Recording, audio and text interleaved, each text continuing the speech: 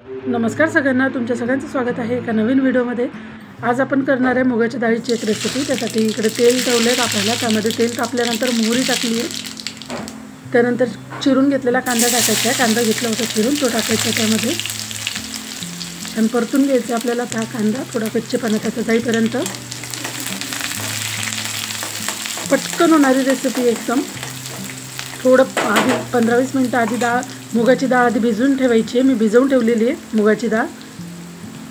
त्यानंतर कोथिंबीर टाकली, आता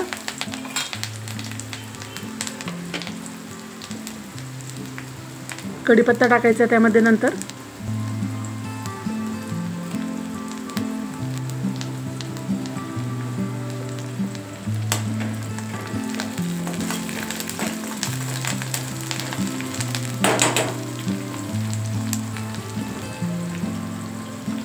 त्यानंतर मिरची लसूण आणि जिरे मी कुटून घेतले होते ते टाकायचे त्यामध्ये। हे पण आपण आता छान परतून घेऊ, कच्चेपणा जाईल याचा, मग मिरचीचा लसणाचा।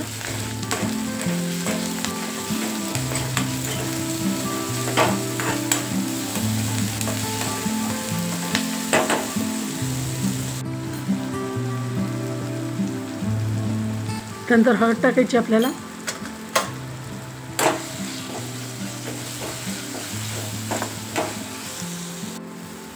आणि त्यानंतर आपल्याला फोडणीमध्ये पाणी टाकायचं। आपल्याला किती भाजी करायची आहे त्यानुसार त्यामध्ये पाणी टाकायचं।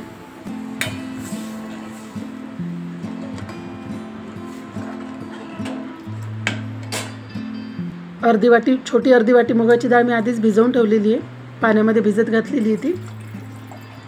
आता ह्या पाण्याला छान उकळी आली की त्यानंतर आपल्याला ती डाळ त्यामध्ये टाकून घ्यायची आहे।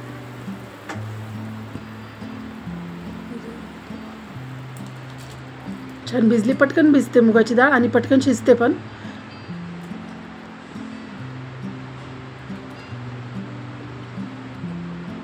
त्या डाळीला यामध्ये आपल्याला छान शिजवून घ्यायचं आहे। आता भिजलेली असल्यामुळे ती पटकन शिजते।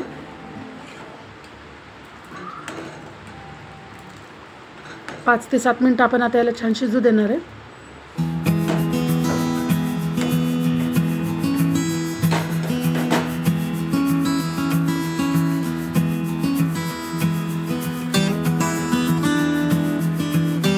त्यानंतर त्यामध्ये मीठ टाकायचं आहे चवीनुसार।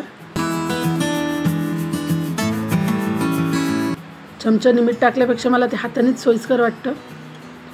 आणि त्यानंतर शेंगदाण्याचा कूट टाकायचा। भाजून घेतलेत शेंगदाणे आणि त्याचा कूट करून घेतलाय, तो कूट टाकायचा त्यामध्ये, जेणेकरून आपल्या भाजीला थोडा दाटसरपणा येतो। रेडी आपली भाजी खाण्यासाठी। तुम्हाला व्हिडिओ आवडत असतील, रेसिपी आवडली असेल तर व्हिडिओला नक्की लाईक करा आणि चॅनलला पण सबस्क्राईब करा।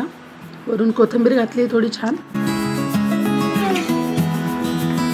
ज्यांनी चॅनलला केले सबस्क्राईब त्यांचे आभार, ज्यांनी नाही केले त्यांनी सगळ्यांनी सबस्क्राईब करून घ्या। व्हिडिओ शेवटपर्यंत बघितल्याबद्दल धन्यवाद।